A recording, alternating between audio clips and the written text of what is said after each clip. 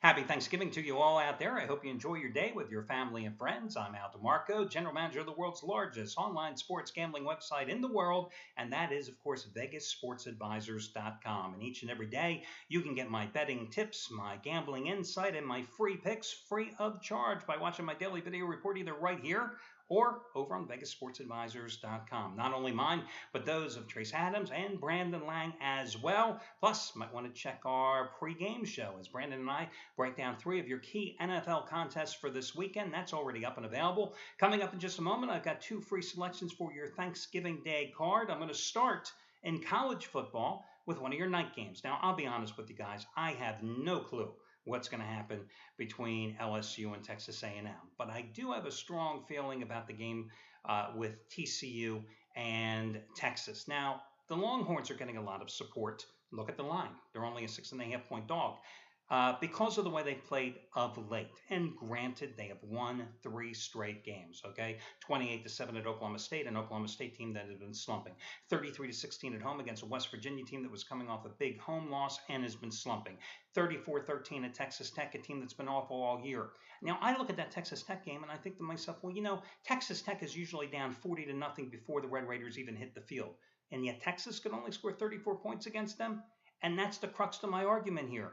Texas does not have the offensive firepower to match points with TCU because TCU is going to be on the attack, because TCU's got one last chance to impress the national pollsters and the panel for the college football playoff, and it's tonight in this nationally televised game because they aren't going to impress anybody by putting up 85 points on the board in their season finale at home against a 2-8 Iowa State squad. I think something that also benefits TCU in this particular spot is the fact that the Horned Frogs are coming off a bye.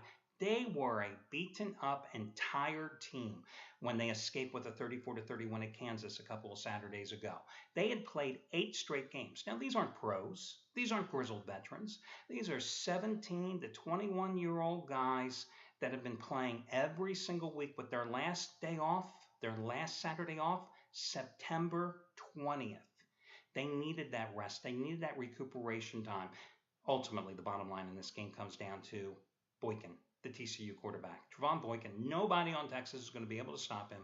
Just too talented, both with his arm and with his feet. And TCU, as I said earlier, has that quick strike potential. I think you're getting a bargain basement price on TCU in this particular spot because the last impression that everybody has is that they played poorly at Kansas.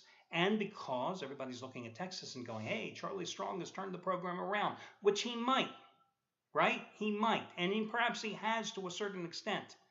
But it's not going to show tonight against TCU as the Horned Frogs roll by double digits. Your free NFL selection, it's not going to be San Francisco-Seattle because I got to be honest with you guys, I have no clue who's going to win that game. No clue. I mean, you don't know what you get from these two teams and their respective quarterbacks from week to week, so I can't even venture, I guess, on that game. Philadelphia and Dallas is going to be my own best bet on the board. Of course, last Sunday I cashed in with the Eagles.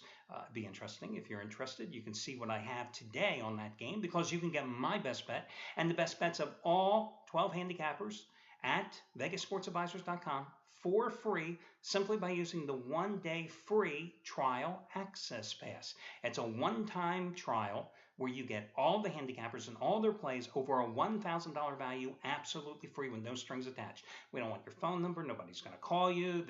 Hell, it's an online service. It has nothing to do with real people other than us as handicappers updating the site. So check it out at VegasSportsAdvisors.com. Free means free, and I do it because I feel it's an opportunity to pull back the curtain, to let you see everything. So many people in the history of the sports handicapping industry have asked for something up front before giving you something in return. I don't do that. I'm giving you everything we have, all the plays over $1,000 worth of value for free because I'm that confident that I have put together the best group of handicappers that can win for you on a consistent basis. Nobody wins every single day. Anybody that tells you they win every single day, they're lying. They're con men. They're charlatans. Listen, if those guys tell you the sky is blue, make sure you look up twice to confirm, okay? But I'm telling you, this is a way that you can sample the wares for free and at your convenience. So if you don't want to do it today, you want to save it for Saturday, save it for Sunday, it's up to you. 1-day free trial, all access pass over at VegasSportsAdvisors.com. No strings attached, and free means free. Let's take a look at the Lions and Chicago game.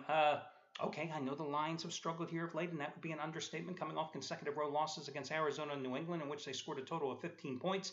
One thing that I think will help Detroit is the anticipated return of Reggie Bush today. Now, he's officially listed as questionable in the injury report. He says he's going to play. He's missed the last 3 games with a sprained ankle, and they need him. They are number 30, they being the Lions, number 30 in the league in terms of running the ball this year, averaging just a little over 80 yards a game. They need to have someone reliable to take some of the pressure off Matthew Stafford. Now, Stafford, though, should have a big day against a suspect, weak, injury-riddled Chicago secondary. There is a reason that the Bears' pass defense is ranked 28th in the league, allowing opposing quarterbacks to complete almost 65% of their passes. Do you know the Bears' secondary has been torched for 25 touchdown passes this season? Only team that's given up more is the Jets at 27. Meanwhile, Chicago, well, they have Jay Cutler at quarterback. That's about the only positive thing I can say about Jay Cutler. I mean, you get the good Jay Cutler, you get the bad Jay Cutler. More often than not, you get the bad Jay Cutler and have 4 interceptions along the way. And if you think Matt Forte is going to have a big day, think again, because the only reliable offensive threat for the Bears is going to face the #1 run defense in the NFL, and that being the Detroit Lions, who are giving up just a shade over 71 yards a game this season, holding opposing backs to 3.1 yards per carry. Now, this Bears defense. What Bears defense? Let me answer that rhetorical question for you. What Bears defense? There is no defense. Last 2 road games, I think they struggled a little bit, giving up 55 and 51 points at Green Bay and New England, respectively. Now, I don't think the Lions are going to score 50 points today, but I think they could score 30 or 31. I mean, that would match their output from their season opening win when they blew out who did they beat out? God, guys, I'm having a brain freeze right now, and I can't even think who that was that they beat in week #1. But the bottom line is this. I like Detroit in this spot. The line is 7.